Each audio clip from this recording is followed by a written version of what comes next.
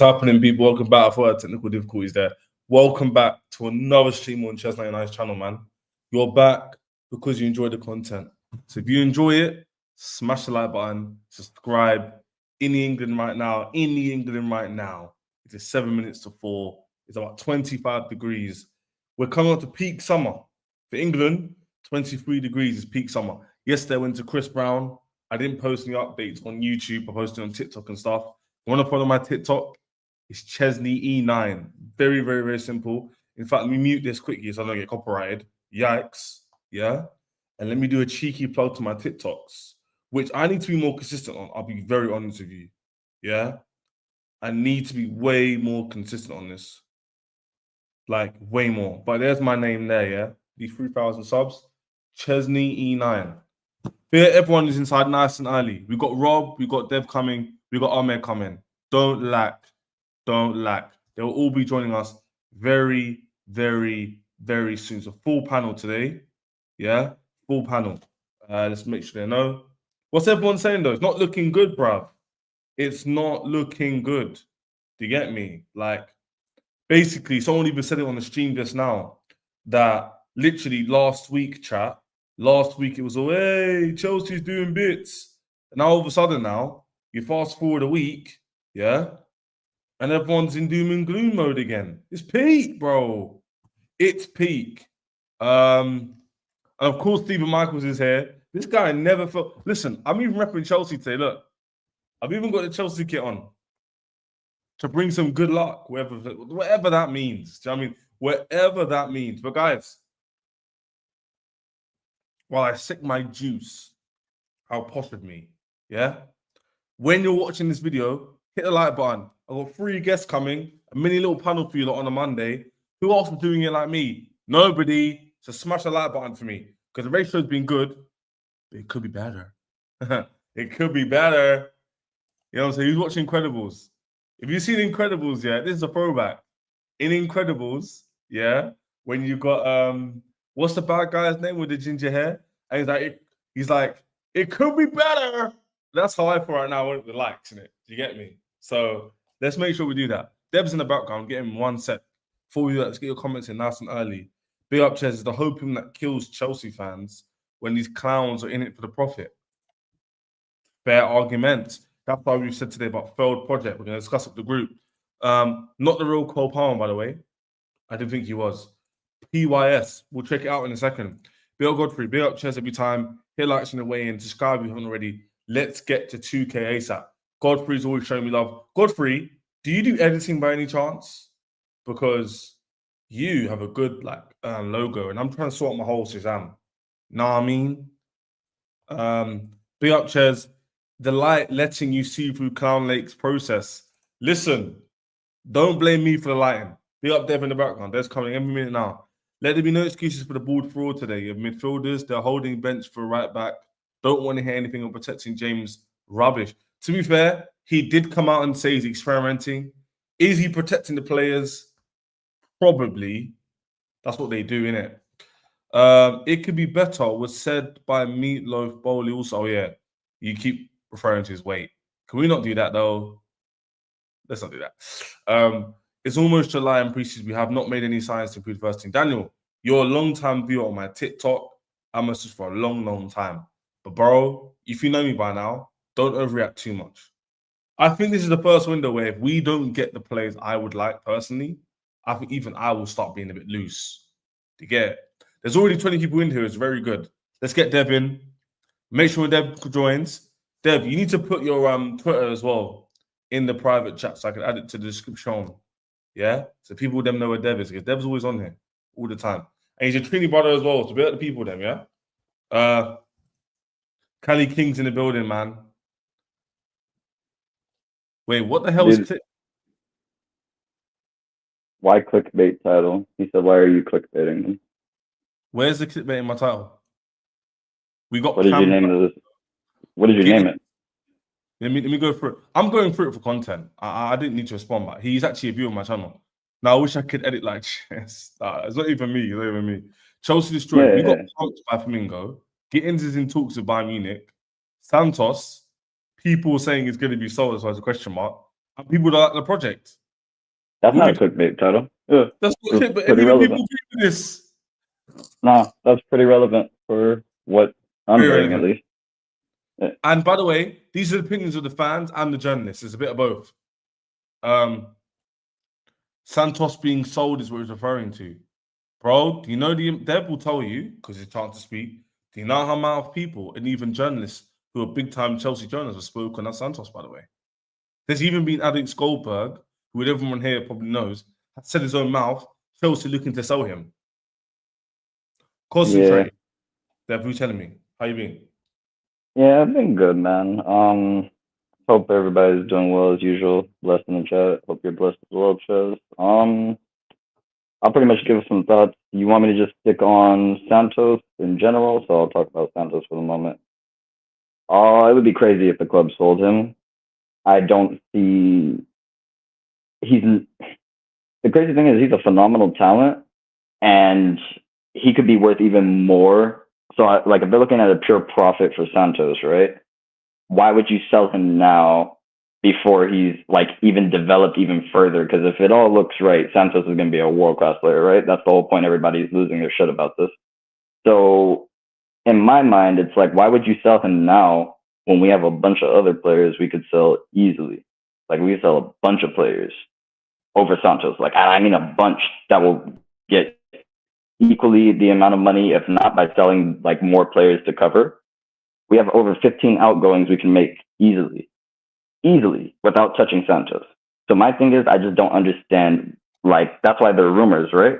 So we're trying to see if it's really going to go through or if it's just a bunch of rumors because the market opens up. After all, this isn't anything new. Before Hazard went to Real Madrid, you remember every freaking season in the transfer market, Hazard's going to leave Chelsea. Hazard's going to leave Chelsea. Like, people. It's because social media is a lot more prevalent nowadays, Chaz, that, like, you get what I'm saying? Every motion is heard of. Whereas back in the day when we didn't have Twitter, you get what I'm saying? It was hearsay. So it would be like, yo, Chaz came up to me in uni. Yeah, that's what I'm saying. You would have came up to me, like, let's say in uni, and you'd be like, yo, Dev, have you heard this?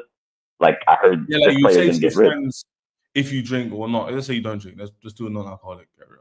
Yeah. People's preference. But yeah, if me and Dev we met through a PlayStation party on Pro Clubs, and we're just talking about it. That would be it. That the conversation would go, and you'd move on. Because of social media, this is a general topic. We're later into football. Because of social media, everything is amalgamated. It basically means it's highlighted, spoken about. Because obviously, whatever happens on social media, unfortunately, will never go away because it's on social media, it's online. So therefore, it creates conversation, threads, highlights. People get paid. It's a cyclical cycle, whatever you want to call it. It's how it works. It's a new era of life. Hence YouTube. Hence we're talking about now. So yeah, this is how it is. But yeah, on what you said, completely agree, man. In terms of straight into it, in terms of Santos, that was a good starting point. Because I've got to go there anyway, so well done. But yeah, I understand the frustration, Dev, man. It's good to get Rob and A's thoughts when they join in a minute. But in your point of view, I do understand the frustration. So I'm not going to sit here and be like, oh, stop overreacting. Because Dev made a brilliant point. He said, if you think he's as world-class as the hype would appear to be, or imply, sorry, is the word I'm looking for, then you probably would be annoyed he's not playing. Because a world-class talent should probably be starting games. But then the argument would be, did the manager experiment? That's one argument. Two, is the players in front of him better than him? Do they have more experience than him? Etc. So it's way more layered than just, he's a world-class talent, he should be starting. But unfortunately, with a lot of this fan base, the layers get shipped back and he's world-class talent, therefore he starts. For example, Delap is a cold player. You can just tell he's a very, very technically sound footballer who scored a lot of goals in the Premier League for a relegated team. That doesn't mean he starts for Chelsea, though. Correct. And in our system. Yeah, so like that. And by the way, this is coming from a guy, asked Dev, who was saying I wanted the lap from months ago. I do the streams every day. I'm the one people have had to convince on the Delap train. Yeah, we spoke on this very channel. We've had loads of debates. People, us two alone. Yeah. We like, Delap, You're correct. And we even said our preferred, I think I told you my preferred was the lap, I think Osterman, and I changed. But anyway, the point is, the lap wasn't the only player we wanted for the same reason we're saying for Santos. So even though you might not rate the lap as a world class thing, you know, in FIFA career mode, there's levels in it, like 90 rated players plus. They're like top. Right. The lap might be a 78. 87. I'm telling you, 78 to 81. You know what I'm saying? That's how I see the his potential.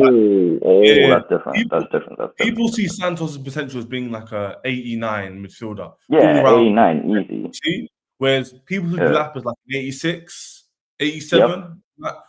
If he got to prime form, you think 85. Yeah, like can peak at certain times. Won't hit the peaks of Costa and Drogba. Will be a steady Eddie, like a good player coming to do the job. Yeah, like an Anelka. Like I was thinking of Anelka, but Anelka's different because his level was a lot higher. Obviously, like he was when you know what it is. No, but the thing was, see, Anelka, you would consider him our second striker, and look at the levels. Look at our midfield levels. Our bench of our midfield back in the day. That's what I'm saying. Like, but that's a different. We're not going to talk about the modern game. The modern game is diluted, man. There's ballers here and there, versus where you used to just see full 11s full of world class people, i.e., your Barcelonas, your Madrids, Chelsea 05, United, pick 3 of the 5 golden years from Fergie. Like, my thing is, it's just nowadays, it's like, I think that's why it hurts so much people when it comes to Santos, and they like think it's clickbait or all this drama and shit around it, is because Santos looks like a baller. Just you watch him play, and it doesn't matter. It's like he looks like a baller. So I feel like because you don't see that type of player in all positions, they're not frequent like they used to be. So people really want to, like, you know, I want to have the baller on my team. You get what I'm trying to say? Like, that's why people felt this type of way. Yeah. And spot on. And also the fact that we were promised to see him, and a lot of people haven't seen him play at the top levels. So not a lot of people watch France to hear a lot about him. Makes team in the season and whatnot. Gets player of the season for them. So there's a lot of expectation for him. So when he has the opportunity to play against people see lesser teams, at this point they can't see him get a run around. Which I understand. It doesn't help when you lose 3-1 the way we did as well. But I don't think Santos being on there or not would have made a difference. But that's not really the point. The point is people want to see him play and showcase his talent and why he should stay. But I think the clear word will probably just be time. I don't really feel like the club's taking this competition seriously, because if they was, they probably would have got Manyang. They probably would have bought somebody in. But so, I said that after we reviewed the first game, and what did I tell you? I said, bro, this ain't my first Chelsea game. Like, this is a dead game. Like, the players look like they're giving about a good 35-40%. The fan base is like 35-40%. Like, no one was. It wasn't like a Champions League night at the Bridge, bro. That's all I'm trying to say.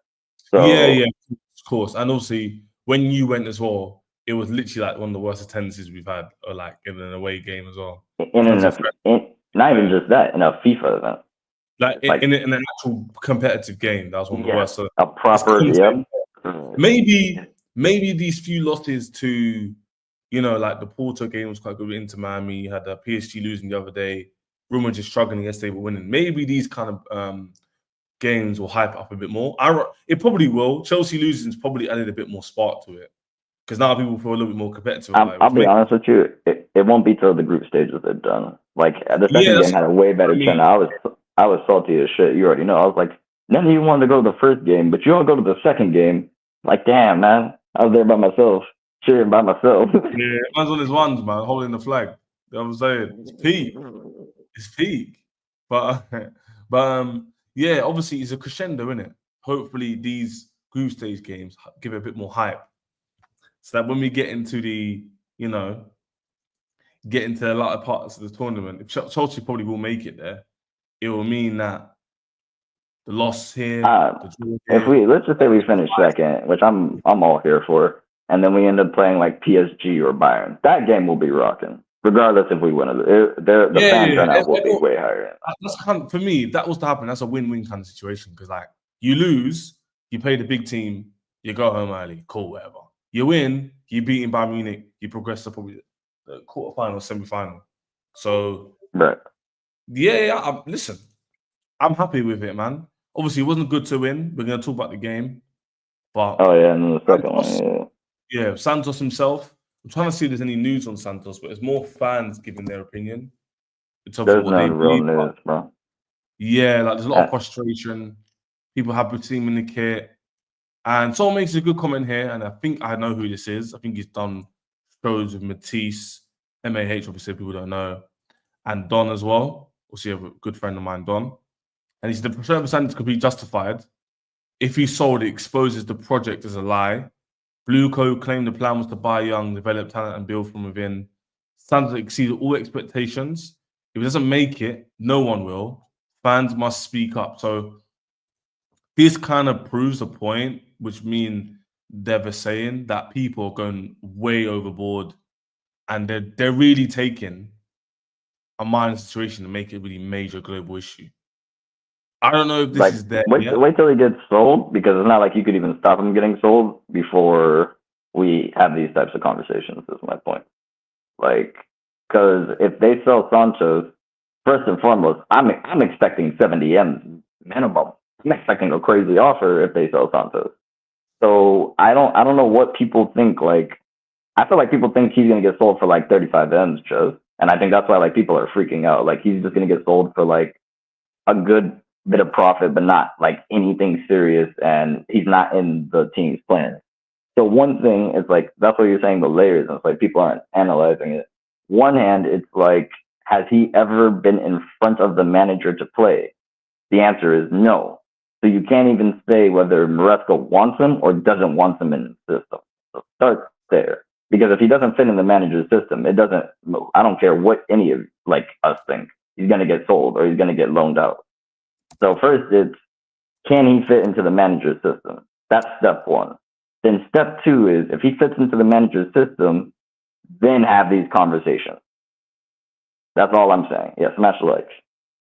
Echo it just says two points. Yeah, Smash the like. You know, Robin Ahmed are coming, and even they would admit this, right? That's why I like having you three on, especially. All of the pans, actually. You guys all sit because they buy good balance. And what you said was, Deb, is that even Robert admitted this. Someone came in for 90 million.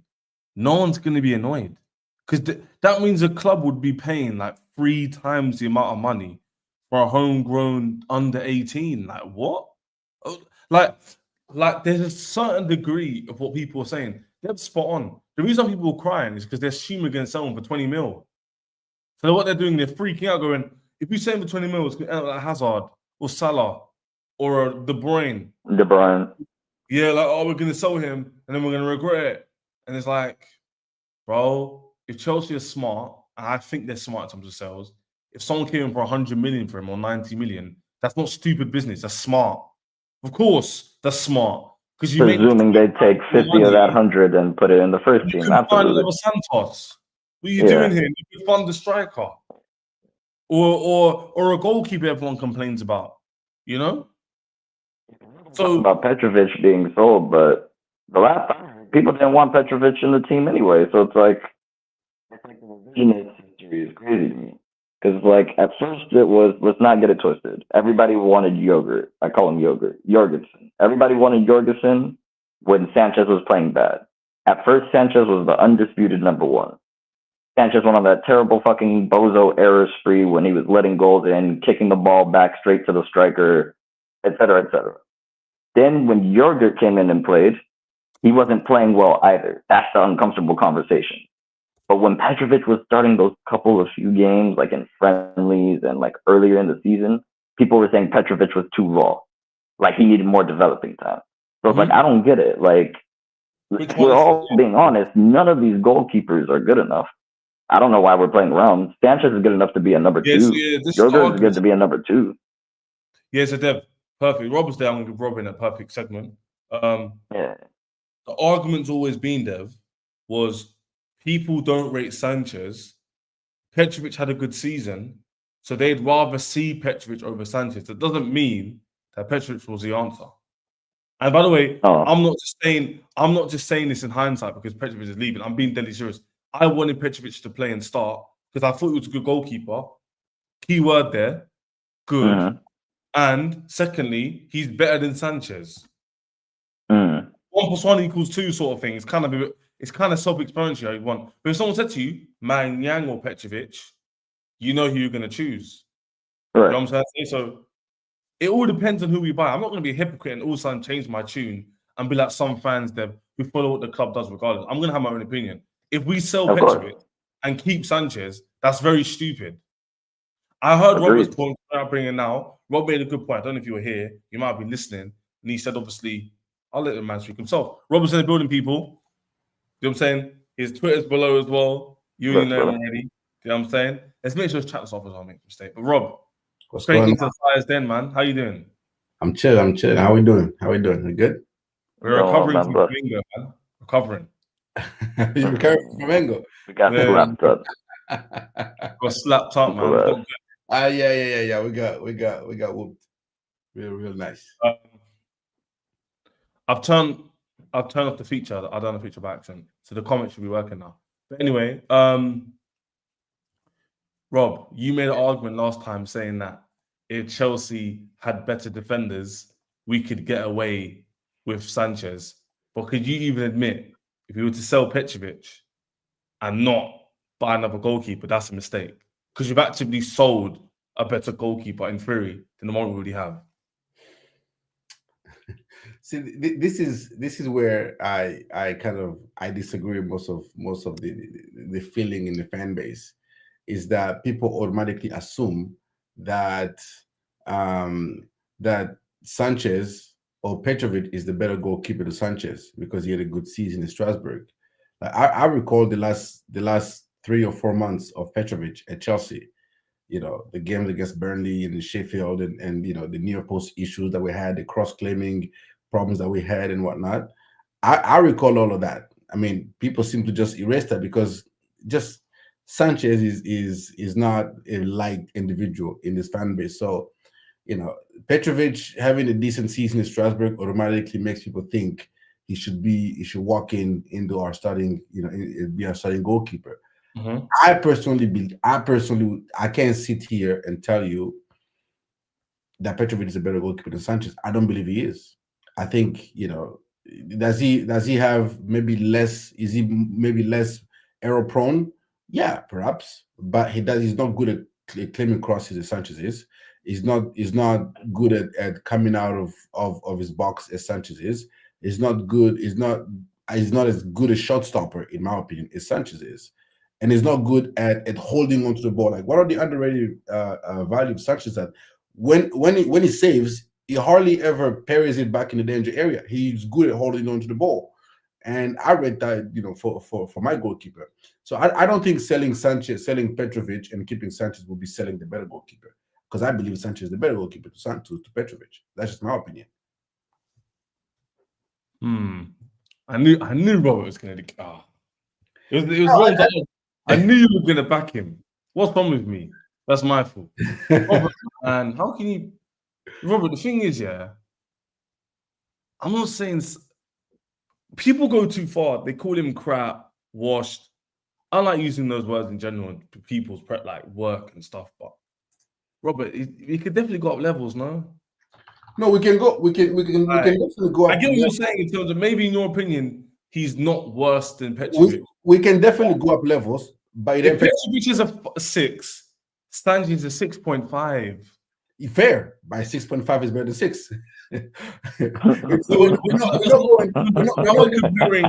We're comparing between two goalkeepers. That's true. The whole point is we need a new goalkeeper anyway. If you tell me get rid of Sanchez, I hear you. You can't. Yeah, that's what I'm saying. Sanchez or Petrovic. I don't think that's an upgrade. I don't think that's. Oh, get rid of Sanchez? No, I wouldn't say that either. Not get rid of Sanchez. I wouldn't say, or if, let's say we don't get Magnan, and then we have to sell one of Petrovic or Sanchez. I'd keep Sanchez all day long. By the way, that's what a lot of the fan base, you two, were saying. They were saying like their ideal was Petrovic becomes number 1 if you don't buy a better goalkeeper than Petrovic, in their opinion, because they think he's better than Sanchez. Sanchez gets sold, someone else becomes number 2. What Rob is saying, which other people might agree, is Sanchez better than Petrovic, he should get sold, and then you should bring a number 1 anyway, or number 2, if you think Sanchez is that good. No, I've in at my, least seen. in my ideal world, Manyan will come in be number 1 and Sanchez number 2. That's an ideal world to me. Jerome's being cheeky. He's not this mean. I know what he's trying to say. He's saying Robert Sanchez. He's saying you say because you're defending him, you're all Roberts, isn't it? We're all part of the Robert clique. Man's defending your same name. That's too funny. Hear it. Whoa. Relax, Dave. But anyway, yeah, man, I don't know. Dave, what do you think? Last thoughts on this? Just trying to think what will realistically happen, to be honest with you, because it's like right now, if we pulled out of the deal for Magnan, then I'm thinking we're not getting him. So if we're not getting him, it doesn't make sense to sell either of them, to be honest with you, because that means they're not bringing in a new goalkeeper. So why are we selling Sanchez or Petrovic at that point? Sanchez should be 1, Petrovic should be 2. If Sanchez has a poor run of form, you put Petrovic in the number 1, you put Sanchez in the number 2. This happened with Mendy and Kepa, and Mendy brought us Champions League with one of the best ever defensive records from a goalkeeper ever seen. So all I'm saying is we don't need a number 1 right now to even compete for the title. We needed to win it, in my opinion. But to compete, we just need a solid number 2 goalkeeper. My issue with the problem is, since we pulled out from Magnan, which I could have put him at number 1, and then number 2 would be Sanchez, like Robert was saying, we are probably only keeping Sanchez and Petrovic, guys. So it's like, why would you want to sell one of them? That's what I'm trying to say. Like, I've already accepted that reality. So why are you trying to do? I think your audio cut off a second. Genuinely. I think you're back now. You're back now. Yeah, you're back. Oh, no, I was saying sell yogurt. You get me? Yeah, you're back now. It is now. my audio. And your audio is back now. You're back now. Yeah, you're back. Yeah, sorry about that. I was saying, my thing is, like, sell yogurt. If you're not going to get me a new goalkeeper, sell yogurt. If I had to pick between Petrovic, Yogurt is nasty work. Based on what I've seen in a Chelsea shirt. It's very nasty. Yogurt is nasty work, Nasty. Brothers calling it yogurt. Yeah, you know what's so yogurt, sad? Man. You gotta get respect. Go. You know what's so sad? This point from Andre, I've never seen before in the chat. Pete yourself must be a new subscriber. Anybody who's not subscribed to me, Rob, or they'll be missing out. Their Twitters and stuff is below, and obviously subscribe to my channel. Make sure you're doing that. So love Andre for the comment. But he basically says that we're gonna get saved by other clubs' decisions, and I feel like that's gonna happen. I feel like West Ham, for example, will come in for Sanchez, which will force our hand having to buy Kudus or something, which will benefit us. Why, Robert? Can we have a discussion now, please? Can you be on my team, yeah? If we don't get any better goalkeeper and centre backs, are you going to be with me, or are you still going to defend it? If we don't get a better goalkeeper, because why the hell would we want Sanchez regardless? The point wasn't really about Sanchez or Petrovic. The point is about upgrading the squad, which is a wider conversation to the failed project of getting the title, which is surely they would know that Sanchez can be upgraded on. And I agree with you. If you buy 2 centre-backs or centre-back next to Colwell, I think they can do a good job. But do you think they're going to do a good enough job to mount a title challenge? I don't think so. If you just buy a decent centre-back next to Colwell, I think you're still short of a title defense. I think a title challenge. I think for me, a title challenge, you need at least, you need a solid backline. Like the one, we've seen it with Arsenal, we've seen it with Man City and whatnot, that you have a goalkeeper who's not really that good of a shot stopper, but you have an elite defense in front of you, and therefore you're able to limit the number of attack that goalkeeper faces. The amount of times that Sanchez was getting 1v1 last season, almost every single game, Despero was failing 1v1 or 1v1. Especially off the wing, just cutting into the midfield.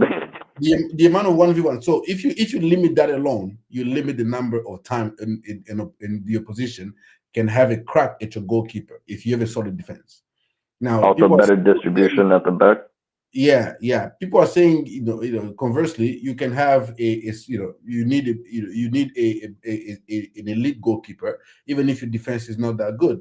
I don't care how elite you are. If your defense is leaky, if your defense is not tied up, like You're not winning the title. Yeah. whether you are Alice, we saw Allison. You remember that when Van Dijk got an ACL, right? And Gomez and Matip were injured. Yep. I know. Third. You have Allison and They got third. You're gonna crumble. You're gonna. No, but Paul, to be fair, right? Rob, to be fair, that's a different argument, though. That's a different argument. You're arguing if your defense is poor, but regardless of the defense, Sanchez himself can be upgraded. No. No, yeah. No, they all could be upgraded. But my point is, which one is a priority to upgrade in order to mount a title challenge? Yeah, but ultimately, to win a league, you need both. Yeah, to win. No. When we talk about winning the league, we're not. We shouldn't be talking about winning a league right now. No, but like the competing thing, the thing is, this project. This is the only argument I agree with the people ultra negative, right?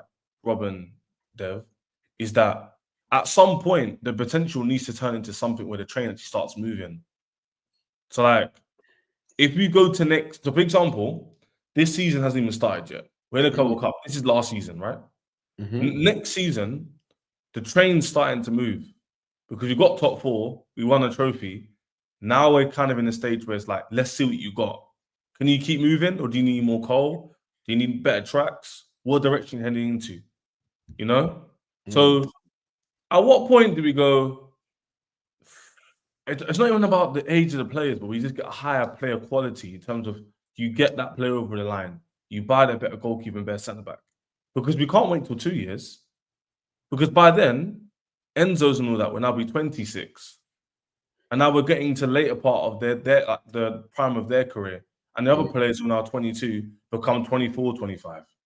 And that's a good age to win. That's not a good age to grow. That's a good age to win.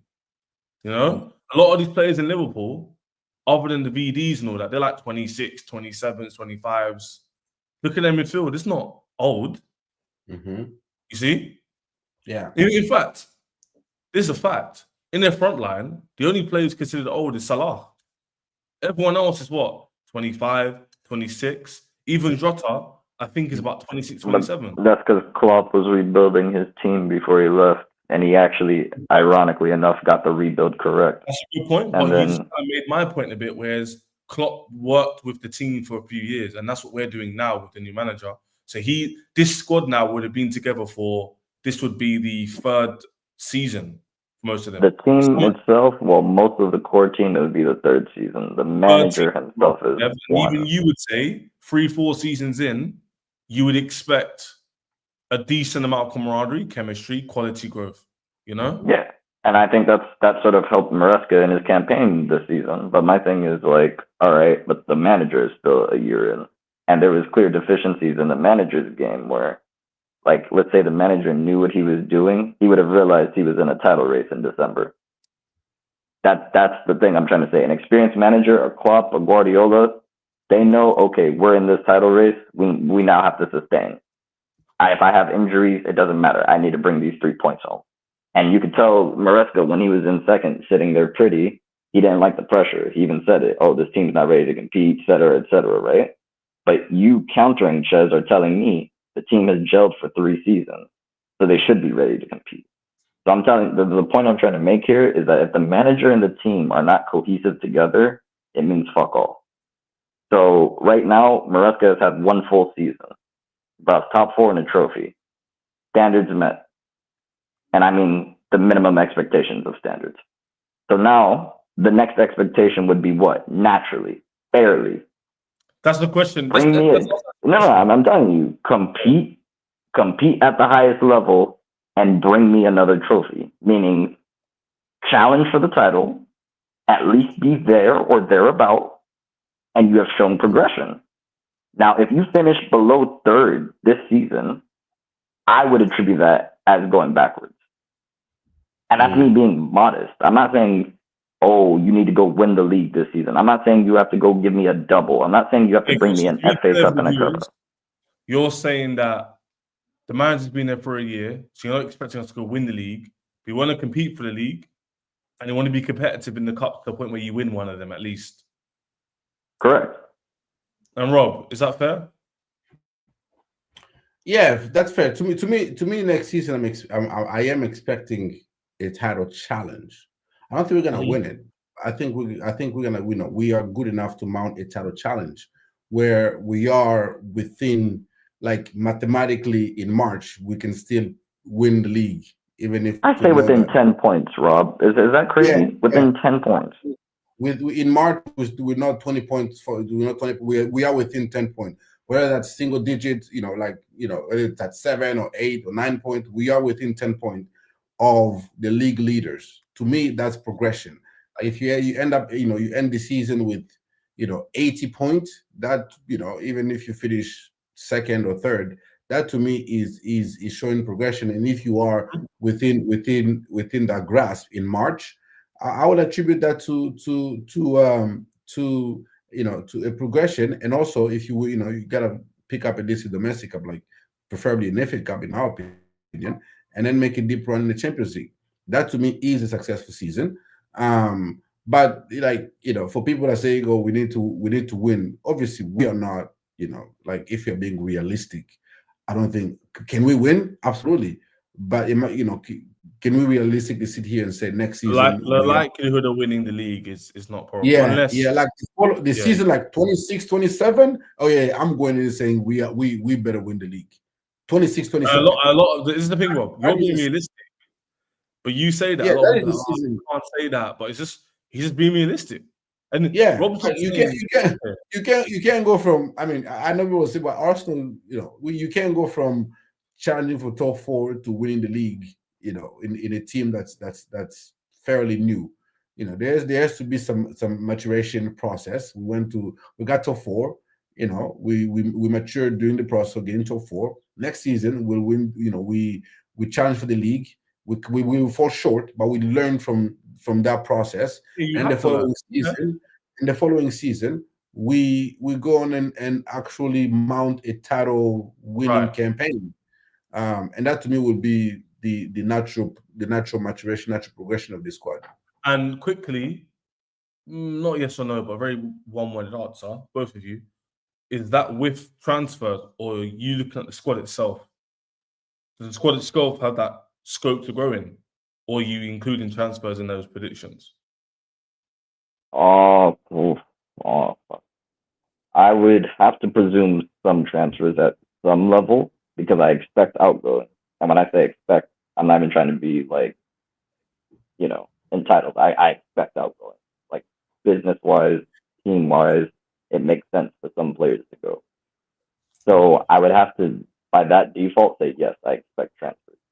Right. Because I do expect what about you, Rob? Yeah, that's with some transfers, obviously. You have the Kendas coming in. You have maybe Esteval got 1 season under his belt, and then you have you might have a new center back that's like an upgrade to, I don't know, a Cowell or somebody to come in. You might have if you at that point you need a goalkeeper, then you have an upgrade on a goalkeeper at that point. But you make the minor tweaks and an upgrade to the team that's needed to go from challenging for the title to actually winning the title. You make those minor upgrades that are needed. But I think overall, I think we are, the way we're going, I think we are on the right path to absolutely. Yeah, it's arguable for me to sit here and not this upcoming season, but the following season, 26, 27, for me to sit here in the summer and say next season I am expecting more expectation on it. Yeah, 100%. Yeah. This season, if it happens, it happens. Yeah, happy days. But I'm not expecting. I think that's fair. My main thing I always maintain is the winning element. You still need to win on the way. I don't want to be like Arsenal. Shout Olu in the chat. He's an Arsenal fan, where is he? He's always trolling. Just make sure Arsenal collect their 46 points this season. Listen, it'll be different this year, man. Listen, it'll be different this year. Just a new background has you glowing. Listen, man. God's talking to me. And he's telling me some of you guys aren't hitting the like button. That's what he's telling me. And make sure that you follow Rob's stuff and Dev's stuff. It's very, very important, because I'm not the only one on here. They take their time to talk and to have conversation. during their workday as well. So make sure you're following them as well. And make sure I hit the subscription count. I'm not too far from 1,500 subs. So if all 40, 50 of you joined, and make sure you subscribed, that'll do the world a good, man. So let's get that done. But there's a few questions people said here, which I'll throw to Devon Rob. But they're like interesting, basically. This is a response to, I think, what Rob was saying up there.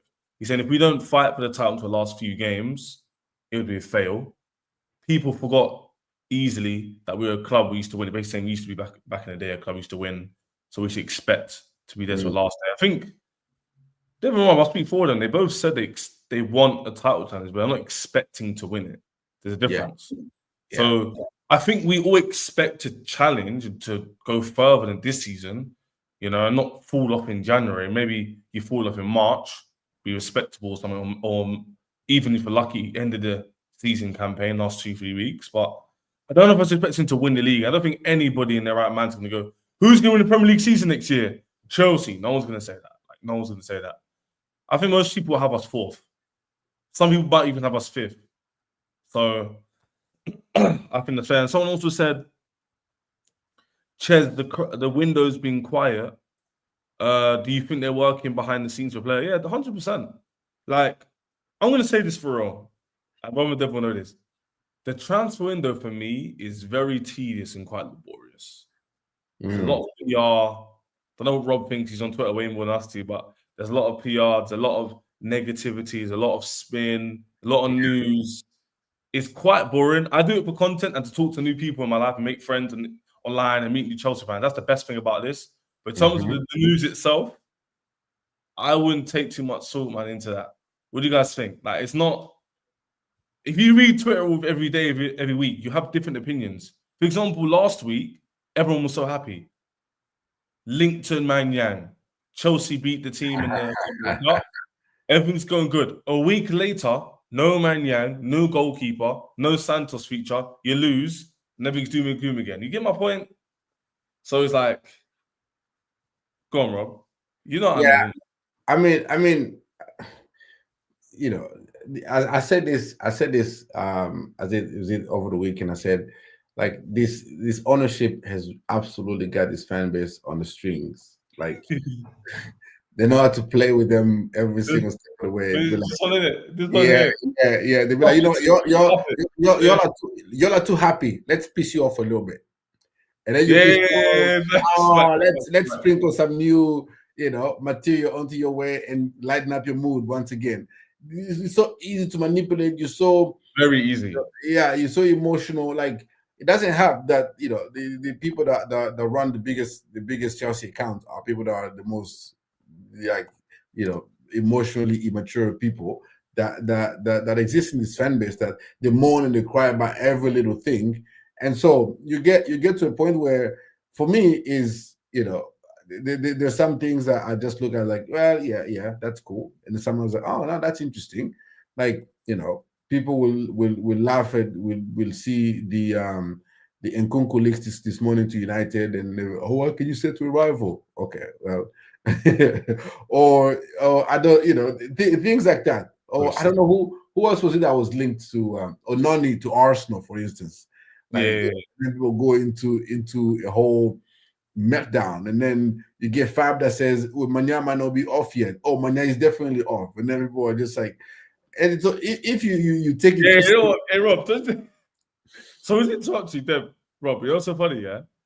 He made 2 contrasting opinions in the space of an hour, and they believe. Yeah, exactly. And so he said it's definitely not off, and then they went, it's definitely off, and they went, oh, it's definitely off. Wow, yeah. They were saying. So it swings both ways. Think about it. Just think. Yeah. Right. So that is what I'm. You know, I'm of the opinion that we're probably gonna end up getting Mignon by the end of this window. We're just, you know, we're just making sure that you know, Milan knows that we're not desperate, and that we're not gonna change our you know, our valuation of the player, and, you know, they need to come to the table a little bit more. I think that's the only problem. I think Mignon is probably just accepted to come to Chelsea, and I think we end up getting him at the end of the day. but the way this fan base can be played in all these transfer, it's just mad. And so I see. I hear the people last season. They were like, oh man, we should do a lot more business like the Neto transfer. Like you don't hear anything about any transfer news, and then boom, you get it. Here we go, and then we go 3 days without any transfer news. Everybody's like, are you working? Why not? Why not in Stewart? Are you working? Are you doing any transfer? We ain't got no news yet. I thought you wanted them to work the way they worked on the Neto deal, like no rumor, nothing, and then boom, here we go. All of a sudden, it's that you want a little itty bit of transfer news every single day from Fab and Madlaw or whoever the case may be. So it's just the fan base is too emotional. They're easy to manipulate, easy to and it was so funny. trigger. Before I talk about Gusto and Nkunku and stuff, is Liverpool, how they're getting those here we goes. Do you really think they weren't talking to these players before? They were quiet the whole time about Wirtz, and all of a sudden they're discussing a bid. Bro, it's done from time ago, but Facts. they were quiet before they were loud. We're being quiet before we're going to be loud. So everyone just needs to relax. Whether you like loads of news or not, have a good temperament, because you'll get too emotionally swayed. Chelsea PR, even me, Rob and Deb will tell you, Chelsea talk too much.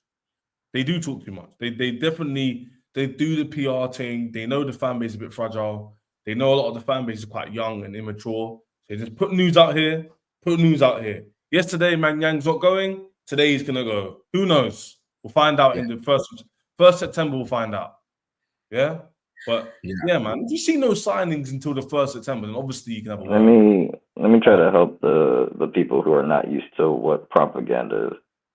In summary, guys, news, transfer media, it's all propaganda. That's how these mofos get paid. All right. So Fabrizio is gonna wake up today and he's gonna say, you know what? Arsenal are in for Etatike. And that sounds outlandish right now, but I guarantee you he's gonna drop a headline of something that sounds that crazy, like Arsenal are in for a different striker, not Sesko, not Gyökeres, maybe Osimhen.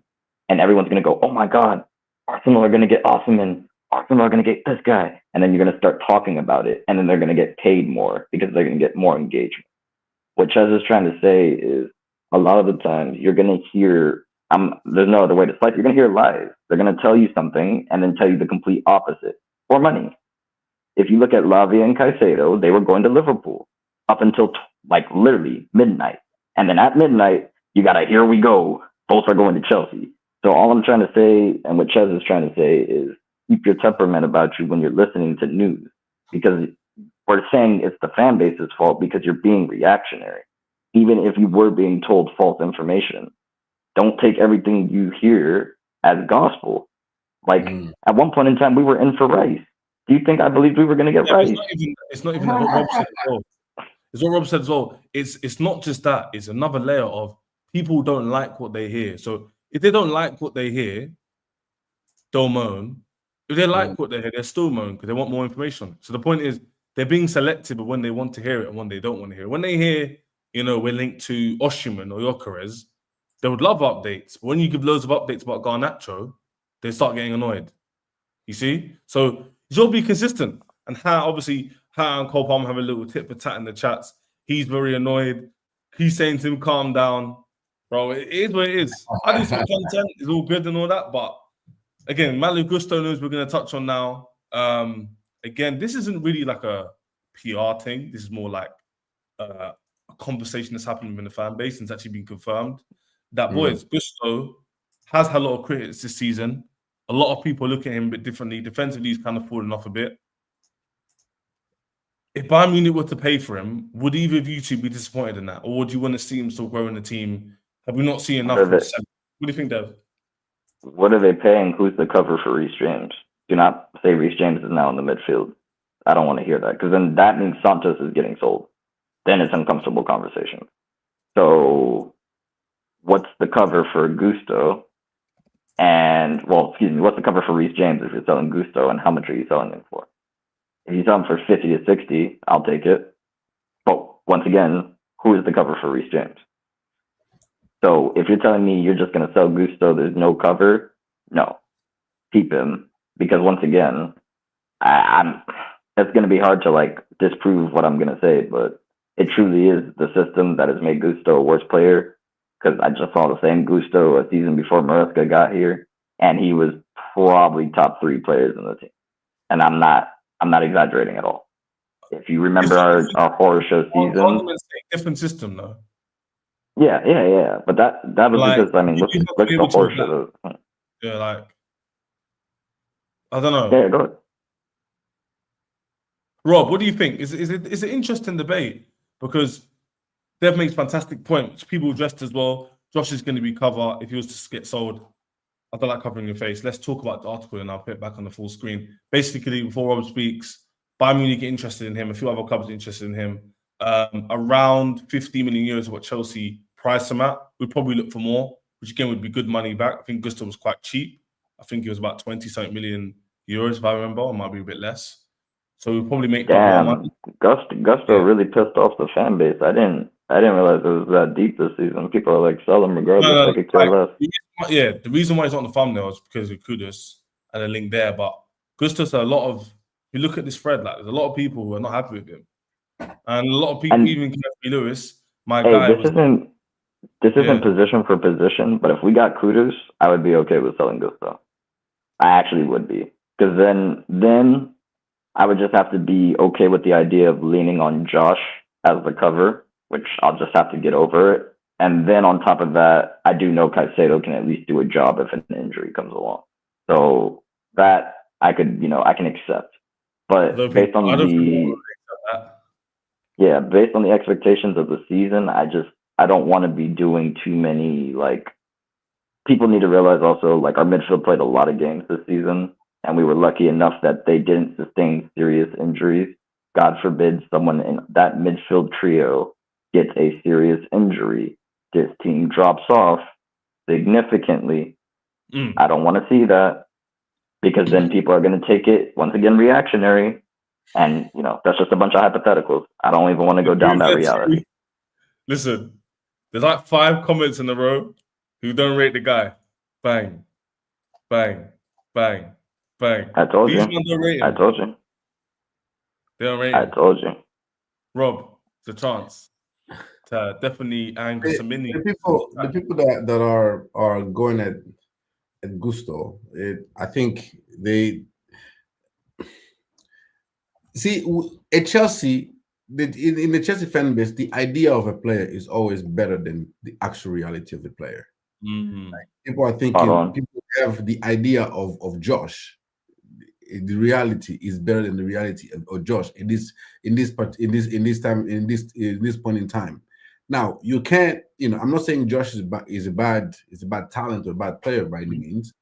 I just don't think he's ready to play that role, or to be a backup, a solid backup for an injury-prone right back in Reece James. I don't think Josh is ready to play that role. I think he needs to go on loan, develop himself, and then potentially come back. Like, if you're gonna sell me Gusto, who are you bringing in that will complement this system? I see somebody there saying we should have been in for Frimpong. You think Gusto is bad defensively? You want to bring Frimpong? Yeah, are you crazy? He's not. Yeah. So and Frimpong is more of a right. Liverpool just bought him, and Liverpool don't even think he's a starter. Conor Bradley is gonna be Liverpool starting right back next season, and Frimpong will be the backup to either Bradley or Mo Salah. And so, who are you going to bring in that will do a better job than Gusto at inverting and doing that role? And how much you're going to have to pay for them? You know what I mean? And so, it's not going to be Ola Aina, because you can't tell me Ola Aina can invert, because you've never seen Ola Aina invert in your life before, right? Because we're not going to do the overlapping thing, right? Obviously, it can be Trent, it can be Jules Koundé. I'm just throwing out right backs. It can be Dumfries, because Dumfries can play that inverting role. It can be. I'm struggling to find a player that you can bring in, that will say, okay, I can play the inverting role that Maresca wants to play, and he'll do it at a good enough pace. Like, the best person we actually have at doing that is Moses Caicedo, but I don't want Moses Caicedo doing that, because when it comes versus actual traditional wingers, he gets cooked. Like, he got cooked by Young Min Son, and Son's ain't got no legs no more. Like, you gonna put Gusto or Caicedo there against Mitoma and the Anthony Gordons and those. I don't think he'll fare very well defensively, and so I just think people are doing a little bit too much. I don't think you sell one of your promising talent when his stock is low. If they're willing to pay 50 now after his bad season, how much do you think they will pay if he had a good season? And so I'm just no the Gusto discourse is going to do overboard. He's a confidence player. Obviously, he's low on confidence. When his confidence is high, he's really good, as we saw under Poch. And then we've seen it even in the games with France. Like he just changed the scenery, his confidence grows a little bit. He plays well. But now he's very low on confidence, and I don't think you get rid of him when the thing he just needs to get used to the system. He's played one season in it. I think next season I believe he will be better next season because he would have 1 year under the new system, and he will adapt more. And so I wouldn't sell Gusto whatsoever. Because I cover. I don't think if Rich James get injured, I'm not gonna rock into a Champions League or Premier League back-to-back games with just a Champong starting, because then I'm gonna start hearing excuses. Oh, he's only 18, 19. What did you expect? He's a young player. Well, I mean, what do you expect? He's only, he made a mistake, but you gotta understand he's only 19. I'm not trying to hear that. No, it's true. People moan, but it's very true. If we sold him and then just came in a mistake, or Chalobah, but why didn't we sell Chalobah instead? It's poor recruitment. How you can't sell Gusto and then don't replace it with a proper right back. And you're the same ones that were that was saying to do that. You trusted 19-year-old, just kids, no experience. Correct. And people, they always tell me, why didn't you mention Josh in my first statement? Because Josh is a kid. Stop putting this pressure on the kids, man. Because then when we say we need to compete for a title, but Josh needs 10 games to get to a proper level, you're not going to allow him the 10 games. The second game we lose because Josh playing badly, you're going to want him out the team. So it's it doesn't make sense to me. It's reactionary. The same sporting director they don't trust, they would trust to get any right back over a guy we've actually seen perform in the team. Yes, this season, he's been poor. But people forget Cucurella was having a bad season at Chelsea. He was bad in a Chelsea shirt. If it was up to half of the people that are reactionary, Cucurella wouldn't even be on the team right now. I have receipts. I remember what people were saying. It's people only live in the know. Last year, January, that's when he was rumored to go to Man United on loan, and we said no. We stopped the loan to Man United because we were like, if you're not going to buy him outright, we're not going to loan him. So then he came back. He had that unfortunate personal circumstance in his life. 2 months later, he's the Cucurella we're all talking and raving about. Probably the second best player this season behind Kaiser. He had a good end to the season and had a good Euros, and he's had a fantastic this season, So he's been top. My thing is people need to, when you get a good player, a proper player, you need to give that player at least 2 years. And I'm talking about if you see 2 bad seasons or if you see 2 good seasons, that gives you credit accordingly. That's why with Mount, I saw Mount. The revisionist history on Mount is crazy. I saw Mount. Mount had a good season. Then he had a great season. Then he started having average seasons. And then it went under the radar. That's why when Mount got sold to United, everybody lost their shit. And respectfully, what is Mount doing on United right now? Yeah. You guys gotta look at a player for more than 1 season. 1 season cannot determine how good a player is. He's been there for a while. He's coming to his 3rd season. Yeah. Those same people, these are the same people that wanted Cucurella sold. Right? That's why I said it. People that wanted Cucurella sold, they're the same people that probably wanted Enzo Fernandez sold when he had a deep in form. You know what I mean? Last season, these are the same people that wanted Cucurella sold 2 seasons ago. That wanted Enzo Fernandez sold last season when he was playing through injury. We are sitting here, we need to learn. Cucurella was going through stuff, and he was having a poor season. Enzo Fernandez, at the end of the season, we revealed he was playing through injury. You don't know what Gusto probably going through. That the reason he's having a bad season. Give the kid time to adjust himself, whether to the system, whether to whatever. I don't know what might be going on in his personal life that he needs adjusting to. Like, we don't learn. There's like some of our best players, we've called them to get sold quickly. You know, Cucurella and Enzo Fernandez. Without them this season, we don't make top 4. But half of this fan base wanted them sold 2 seasons last season ago, and then season ago. So let's, and also Neto, who was top, like half of this fan base wanted him sold by January because he hadn't produced GNA. Like every a couple of bad games in this fan base, everybody crying for you to get sold, unless obviously you are, unless obviously God forbid Palmer would have continued another 6 months playing in that poor form. They would have told us to sell Palmer. Listen, even I won't defend the guy. Yeah. So Remember, Rich James last season was getting called to get sold after the injuries and the red cards. People were selling. It goes back to our discussion, right? The fan base is quite reactionary. I understand it. We're not Roman Abramovich here anymore. People are annoyed by that. They get angry over a lot of little things, Robert and Dev. It's how it is. Because literally, like you said, Enzo Fernandez, sell him. Neto's rubbish. The guy came up with like 4 or 5 clutch moments in the whole season. Yeah.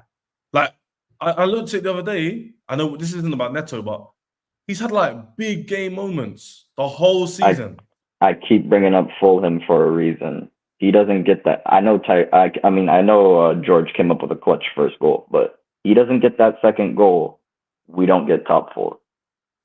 Exactly. Simple as. And that goal was not like a well-crafted goal. It was individual brilliance. We're talking football. I'm not talking personal now. We're talking about football. Okay, yeah, okay. No. So we'll do it one time because I hate when people do this. John Terry was a racist. What now? Club legend. Can we stop this? I'm addressing it. Keep it on the pitch. No, I'm saying keep it on the pitch. Keep it on the pitch. Especially when you're talking about 3 black people. Keep it on the pitch, please. We're not stupid. Let's not deviate the conversation. Let's not deviate. We're talking about football. But anyway, see what you were saying.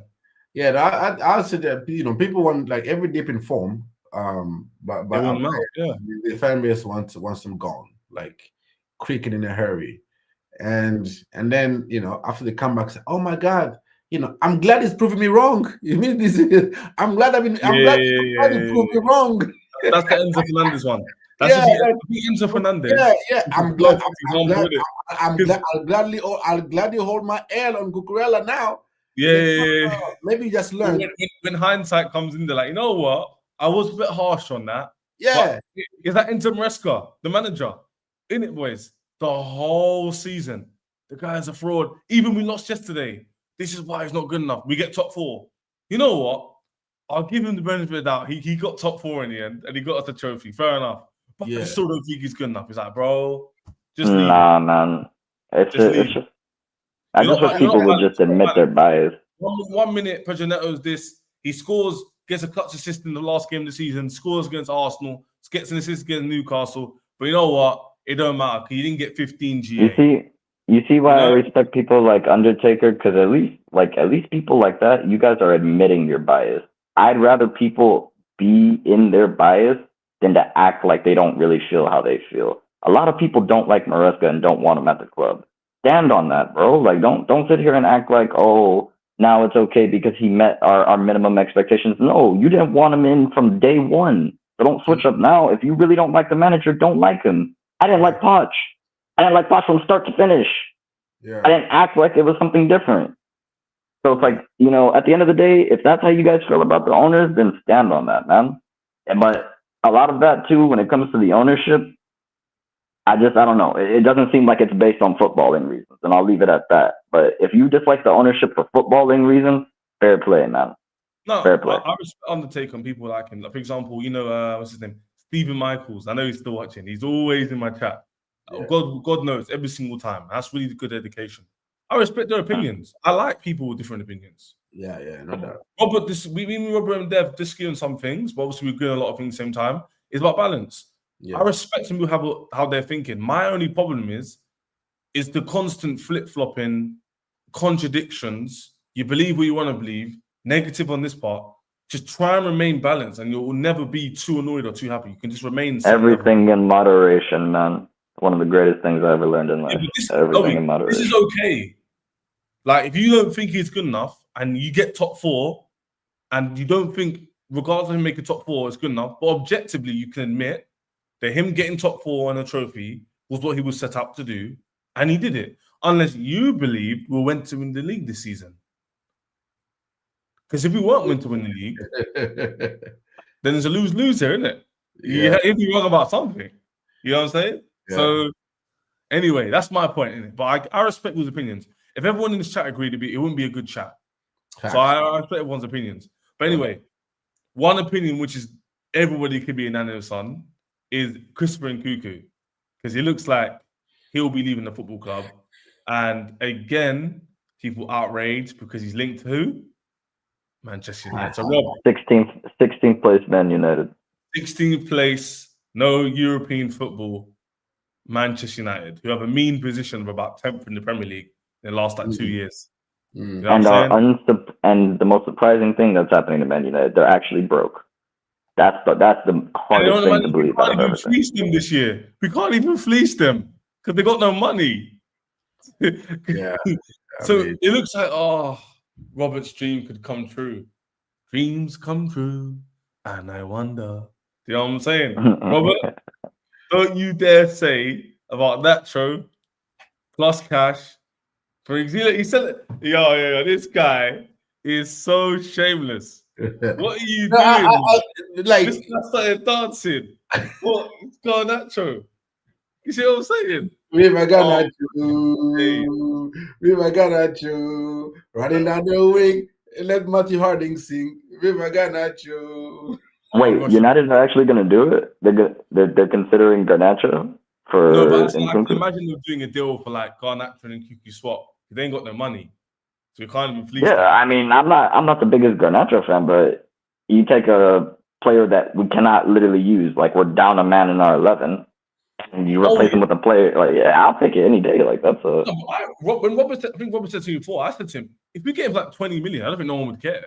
It's when they ask for like 50. Yeah, but this is what I'm saying. Like, you're interested in Nkunku. Well, we're asking for 70 million for Nkunku. They're gonna pay 70 million. You know what I mean? All right, so we're asking for 70. You're asking for 60 for Garnacho.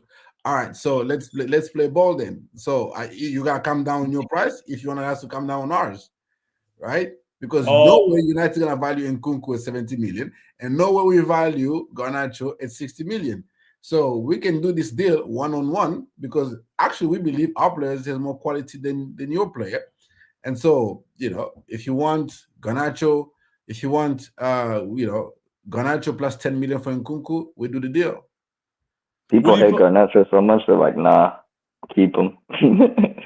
Garnacho plus 10 million for Nkunku. Like, I agree with you, Rob. I agree with you. But he'll definitely leave this summer, right?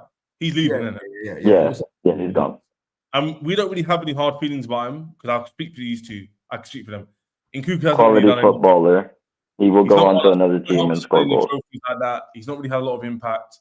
He's had a lot of injuries. It's unfortunate. We don't play the system that suits him. I still think he's a good footballer. I don't think he's washed. Yep. I don't hate the guy. He's never not when he's played. He's not one of those guys who downs tools.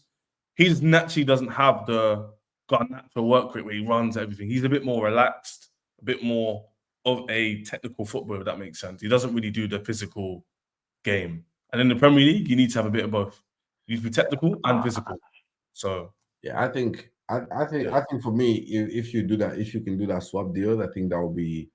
I mean, will both team benefit from it? Yeah, he suits Amorim's style better. Garnacho suits our style better.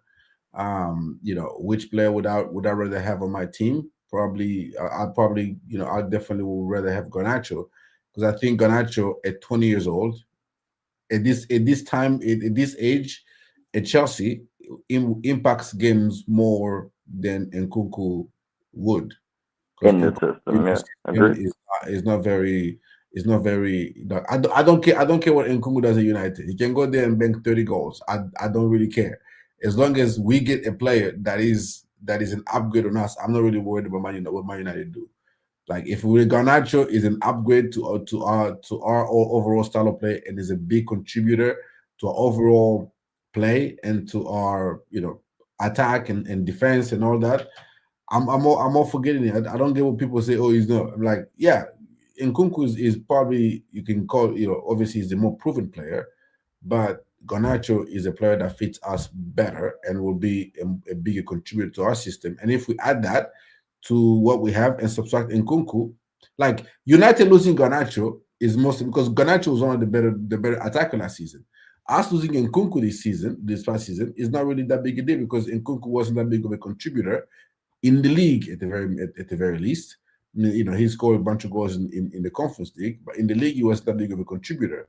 And so without him, without Nkunku, I believe we still get top 4. But without Garnacho, I don't know if United don't even make the Europa League final. You know what I mean? I understand that. And yeah, someone told me to check Vince's Twitter is linked to what Rob just said. And yeah, we're linked to a lot of players. So we're just gonna have to see, man. Like, we're just gonna have to see what the club decides to do and how they decide to move. But yeah, Garnacho, again, Rob, I'm gonna say this for me, yeah. Garnacho, for a decent price, I wouldn't mind. I think it's just paying a lot of money. I think it'd just be a bit of annoying because not because of the rivalry and people would make it banter. It's more like I probably rate Gittens and stuff a bit higher than him. So I wouldn't want to overpay for him. Yeah, no, I hear that. But again, as I've been saying, I think at the end of the day, we get 2 left wingers this season or this summer. And so I think Gittens and Garnacho, I think is a good tandem to have, personally. Yeah, for example, if we bought Gittens for 40 million, 45, and bought Garnacho for 25, and there are 2 left wingers, I agree with you. Hey, that's not good. This man said I would rather have the corpse of Garnacho. Over Nkunku than Garnacho. Yeah, tripping, bro. Yeah, I gotta go do a work call. Y'all stay blessed. I had to say that comment. The people, we're out of here, man. Nkunku news, Gusto, good debate there. That is wild. You get talking Gittens, but that's a good way to end the show, man. I would say rather take that over Garnacho. People, make sure you're subscribing to my channel because 50% of you are not subscribed, which is not good, man. Make sure you're following Dev. Cali King is there, and Paul's, Twitter handles below, so you can click on that, follow him up, see all the positive PR from us too on our Twitter accounts. Yeah. Trolling, winding you guys up. Make sure we're doing that. Yeah, that's the words we love to do. Back tomorrow as always, 3:30. So good to see you guys back here again. Been a great stream. Great evening, guys. See you in a bit. Cheers.